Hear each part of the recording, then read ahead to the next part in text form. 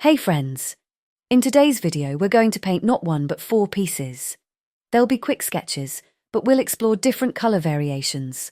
I'll show you how lighting, time of day and weather impact the colours we see, and how we can translate that into our landscapes. Right now I'm in Armenia, and I'm using a reference from Lake Sevan. On the foreground, this isn't a gravestone, but a Khachkar stone. If you're curious about its meaning, you can just Google Khachkar. We're not here for a history lesson though, we're here to talk about colour. I really like this reference because it has both landscape and water. The landscape has a deep background and a rich, vibrant foreground, giving us a perfect chance to explore colour and depth in one piece. And this Khachkar could easily be replaced with any architecture really. Depending on its colour, the lighting will affect how we paint buildings. I'll be working on a small sketch, mine's 19x13 cm. These are notebooks I made myself, well, not completely myself. I ordered custom covers from a print shop, then bought the rings that hold the notebook together and cut the paper myself. I'm using Baohong paper, which I love because it gives great value for the quality, and if you want one of these handmade notebooks, check out the merch section on my website or just DM me on Telegram and I'll show you the options. The size is perfect for taking with you, not too small but big enough for a detailed sketch. Now, let's move from the merch to colour. I'm starting with the landscape, well, actually, with the lighting, which is as close as possible to what we see in the reference. It's a clear, sunny day with fresh air and a bright sky. The cleaner the air, the bluer the sky. So, if you want to capture a sunny day with a clear sky, start by painting the sky. For the sky, I like using ultramarine mixed with phthalo blue. Ultramarine is a beautiful, cool colour, but it can be a bit too dark for the sky. Phthalo blue brightens it up and adds a refreshing feel. On its own, phthalo blue can be too bright and synthetic for a realistic sky, so mixing it with ultramarine gives a more natural look. Next, we need to think about the clouds. Yes, we've got a clear sky, but maybe there are some big, fluffy clouds on the horizon. When the air is clear and the sun is almost overhead, the clouds will be pure white in the lit areas with soft grey-violet shadows. In areas where the water is more concentrated and where the shadows deepen, you'll get more tonal contrast. So I'm starting with the shadowed parts of the clouds and gradually blending the colour upwards. For the shadows, I'm using ultramarine with a bit of burnt sienna. You could experiment with other shades. English red also gives a nice rich tone. But for today I'm sticking with burnt sienna because it's on hand in my palette. You know, if burnt sienna feels too grey or neutral for your clouds, and you want a richer violet vibe, just add a tiny bit of red, or grab a red-brown like English red. Painting clouds is its own rabbit hole. I actually have a whole series on clouds if you want to dive deeper, and I'll link it here somewhere.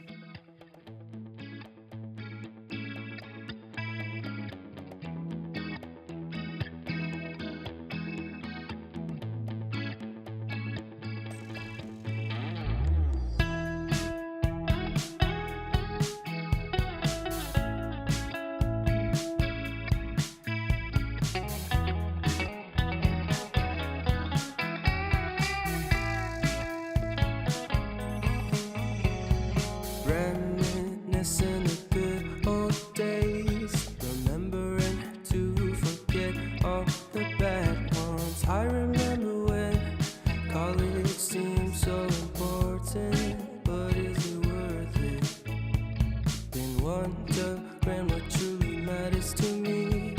I know for sure it's not a fancy degree.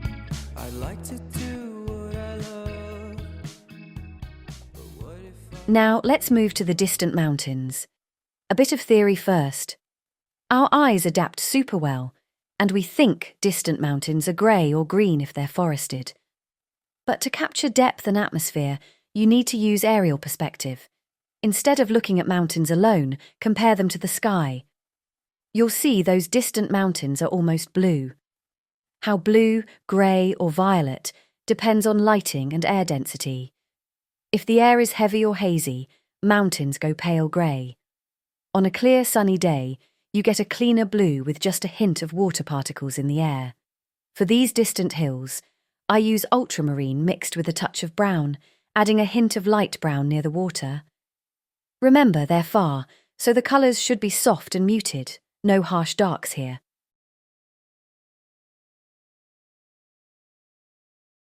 On the water, you'll see reflections from these hills, slightly darker closer to the horizon, and clouds reflecting in the water above them. Sometimes sour, sometimes sweet. An M. Night Shyamalan story called Everything's Peachy. Can we just skip straight to the plot twist, please?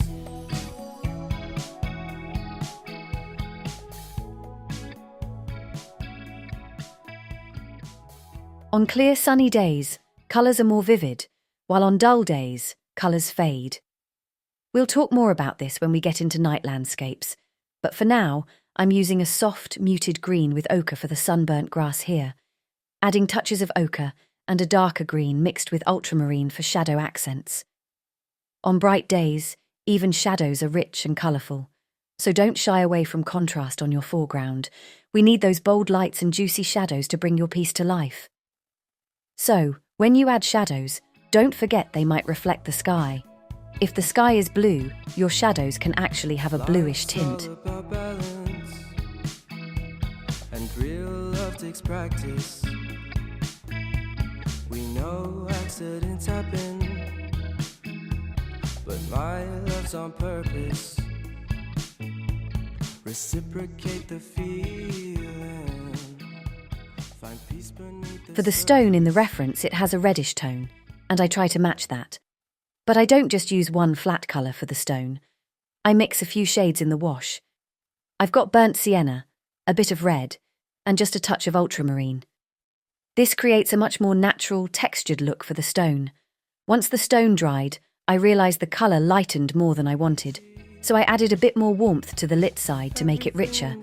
Then, I'll darken the shadows after that. split personality. Sometimes sour, sometimes sweet. An M. Night Shyamalan story called Everything's Peachy. Can we just skip straight to the plot twist, please?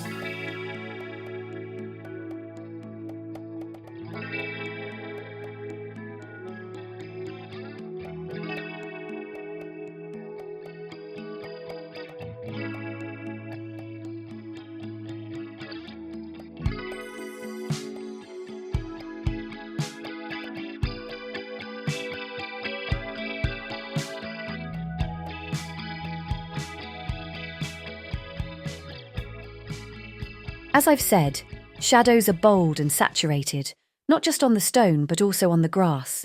So, I'm adding some dark green to the grass. I'm using a calligraphy brush, pressing it between my fingers to create this bushy, textured look, adding dark grass strokes and some extra spots to the stone texture. This makes it feel more alive, with some interesting colour transitions. I love watercolour for this reason. Creating colour blends in one wash is so easy. In oil painting, you'd have to do it much slower. Don't get me wrong, I love oil paintings, but I'm not patient enough for the slow process. Now I'm waiting for the paint to dry, and once it's dry, I'll add the final shadows on the stone. Since the sky is blue and the light is bright, the shadows need to be bold and intense. I use a cool greyish tone, not black. I mix ultramarine with a little leftover brown. I was a bit impatient and didn't wait for the paint to dry fully, but I don't mind the colour bleeding. It actually adds this nice messy watercolour feel to the painting. I love that little bit of imperfect flow. Sometimes sour, sometimes sweet. Split personality. The sketch is almost done. If I wanted even brighter lighting, I'd leave more white areas in the painting. Highlights on the grass or on the stone would make the light feel even more intense. But for now, I'm happy with how it looks, so I'll move on to the next sketch. This time I want to create a morning landscape with the soft, warm light of the sunrise. The colour palette will change, of course. I'm starting by picking the colours I'll work with. I'm using cerulean for the sky. It's a softer colour, more fitting for dawn. At sunrise, the sky can almost look white. I've seen landscapes where the whole sky is just white, and it works. But I'll leave a bit of cool blue to keep it natural. The light is warmer, softer, with this orange glow from the rising sun. The mountains will have a gentler, more muted look, no more ultramarine. I'll use cerulean mixed with a bit of grey for that soft tone. I highly recommend choosing your palette in advance for a consistent, harmonious feel throughout the painting. It's always easier to paint when you've got a clear palette picked ahead of time, so you can just focus on adjusting colours as you go. As I mentioned earlier, I'm starting with a very soft sky wash, using pure cerulean blue. I also wet the bottom part of the sky and gently drop in a warm orange tone. This could be cadmium orange, or even a golden orange. I don't recommend using straight yellow here. It can look too harsh or artificial in a sunrise sky. One of the common mistakes is picking colours based on the name instead of how the pigment behaves. For instance, if you reach for yellow just because the sky feels yellow, you'll often end up with weirdly strong, unnatural patches. To get that soft, warm morning glow, you need a transparent orange tone. Sometimes yellow does work, but more often it's a diluted orange that hits the mark. And when you dilute orange, it actually starts to look yellowish, but in a much softer way. That's what I did here. What looks yellow is really a watered-down orange. Plus, we have to account for the white of the paper, which cools everything down visually. Head over heels for that someone. Head for the hills for nothing. Running, scared, screaming at the top of my lungs. In my many minds, my heart doesn't always. For the mountains, I imagine the sun is rising from the side and casting warm light across the slopes. So I mix a deeper orange for the sunlit parts and even add a touch of reddish tone in places. Think of how a candle flame looks. It's cooler at the base and gets warmer, more red and orange, the farther from the wick you go. Same idea here. Sunlight starts out white and shifts toward yellow, then orange and finally red as it spreads and diffuses through the atmosphere. About it, your gut can lie. Like when you're hungry, but it hurts to eat. Do you actually wanna die? No matter how bad it tastes, I want it. The water reflects all of this. Just like before, the mountains and sky appear in the reflection, but now with different colours. So just look at what you've painted on land and mirror that into the water. I'm eating McDonald's to get healthy. Tell me how that makes sense.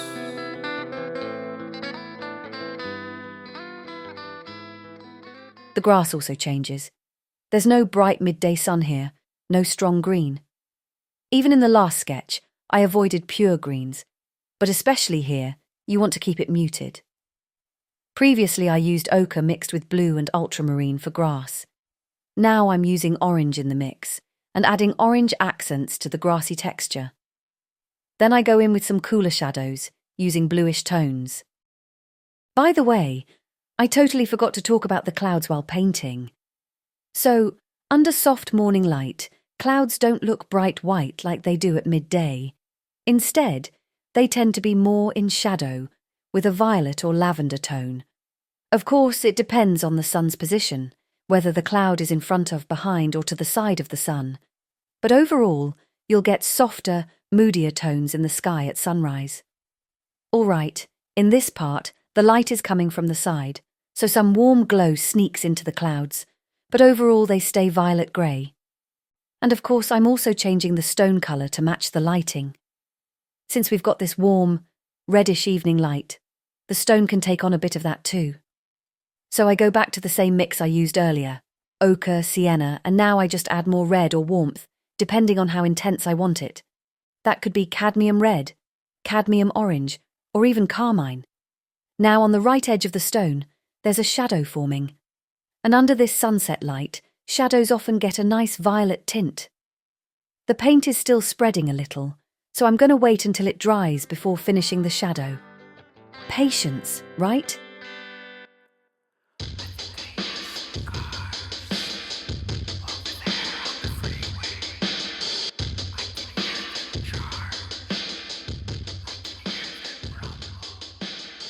Like I said earlier, for shadows I use a cerulean mix, darkened slightly with brown. These shadows feel cool, a bit lavender, kind of like the clouds, but just a little more saturated. Before we move on to the next sketch, a quick word about the grass. It's really important to leave some warm highlights on it, those little rusty reflections, because grass has a bit of sheen and it reflects that golden light beautifully. I would have invited him in my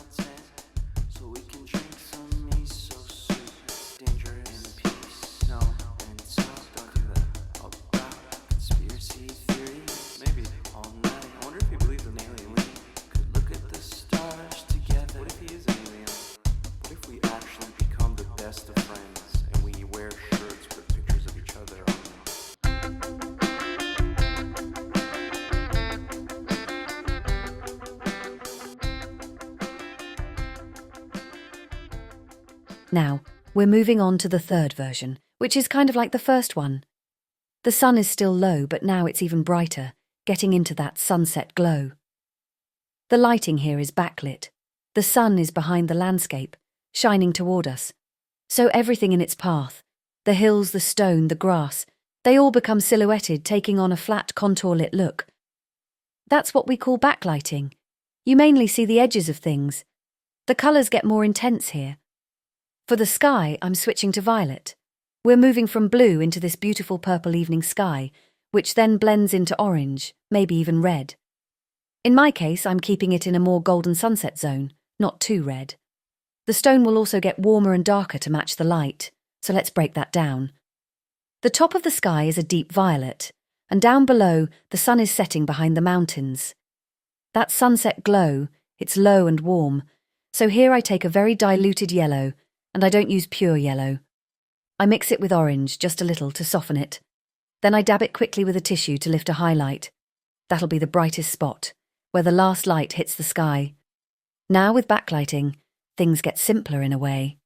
Everything takes on the tone of the sky, with small shifts in value depending on distance. Objects farther away get a bit lighter and less saturated, while those closer to the sun, like the edge of the mountain, pick up that intense orange-red glow to show they're lit up from behind, like they're glowing.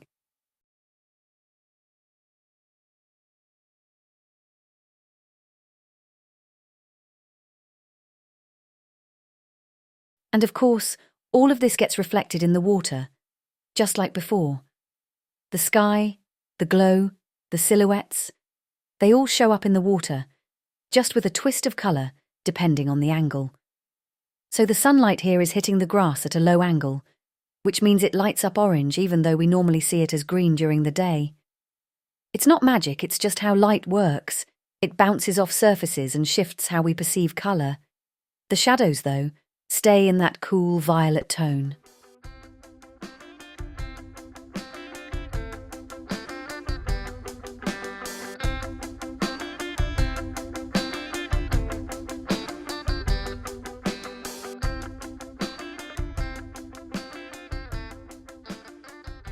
Now the stone is directly in the path of the light, but its front face is in shadow, so it also picks up that violet grey. But on the sides, I add this soft warm glow, a wash of orange, to show where the light is grazing across the surface.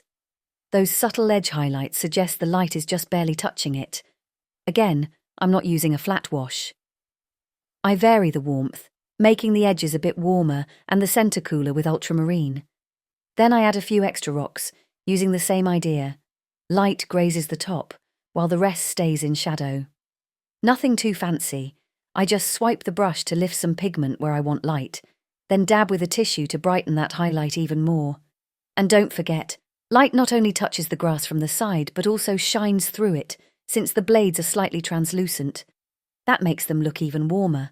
So go ahead, paint those blades of grass right in with pure orange. Next, I just add a bit more texture and shadow in the foreground. No need to overdo it, just enough to hint that the stone isn't flat, that there's a bit of pattern and detail going on. And hey friends, thanks so much for watching. Don't forget to like the video and subscribe to the channel. I've got tons more watercolour tutorials, and everything's organised in the playlist tab by topic. You'll also find links to my website in the channel description. There's merch, paid classes, and access to my Boosty, Telegram, and other socials. If you'd like to support the channel, you can subscribe on Boosty or check out other options in the video description.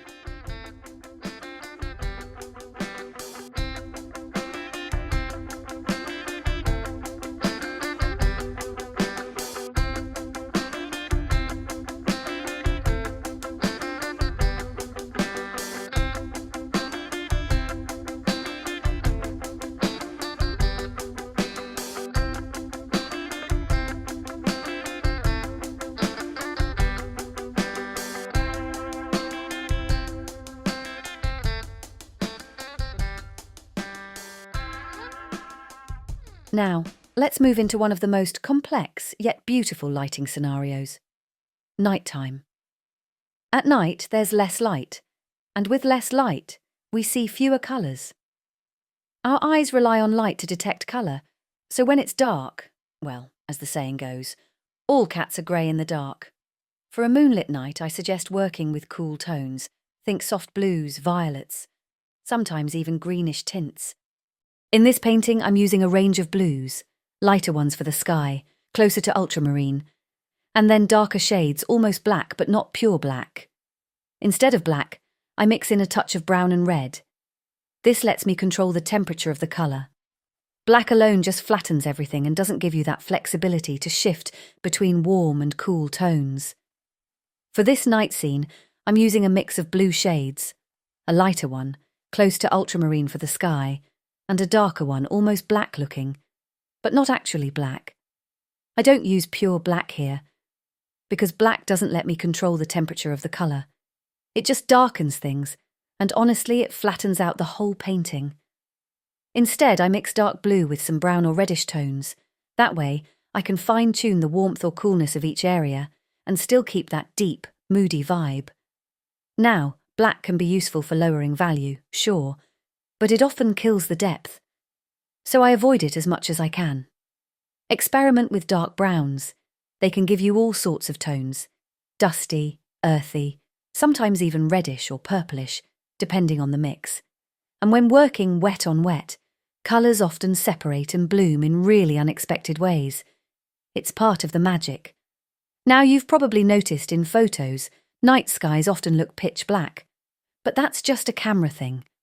Step outside during a moonlit night, and you'll see the sky isn't black at all. It's got beautiful shifts of blue, purple, even soft greenish hues. It can look closer to black if there's a strong light source in the foreground, like a flashlight or a street lamp. Then the sky behind it might drop into black by contrast. But in nature, with just the moon lighting the scene, the sky stays deep blue, and those shifts in tone become part of the mood. The moon is our main light source here, along with a little reflected light from the ground and the sky itself. Of course, this reflected light isn't as strong as in daylight. The difference in intensity between moon and sky is way smaller than between sun and sky, which keeps the contrast much lower. Now let's talk about the moon reflection on the water, that beautiful moonlit path. It should start narrower in the distance, then widen as it gets closer to us, kind of like a shimmering triangle. You don't need to start it right at the horizon. Bring it a bit closer to the foreground and expand it gradually. For the grass, forget about bright green. It's almost invisible in moonlight. You might see hints of green, but I suggest going with cold, muted tones, like bluish greens or neutral greys. Honestly, that little bit of green will end up being the warmest colour in the whole scene. Because here's the rule. In a night landscape, keep everything in cool tones. Any warm spot, a lantern, a glowing window, will instantly stand out as a light source. So unless you're painting something like that, stick with the cool palette to keep the nighttime feel consistent. Cool in the background, cool in the foreground. Now, what about our little stone? Well, you could use a warm brown, but like I said before, that would instantly make it look lit, as if there's a warm light source nearby. But there isn't. At least not in this painting. So instead, I go for a neutral grey tone, gently modulating the shade. I add darker patches here and there to suggest form, but I keep it all subtle and cool, so it blends naturally into the nighttime palette. So, those colours might look almost black, but actually, they're a mix of ultramarine and brown or other variations of cool tones. Sometimes I drop in a touch of cerulean, just to keep the stone's colour rich and alive. And with that same deep mix, I add a few blades of grass to the foreground, just a few little details to bring it to life and pull it closer to the viewer.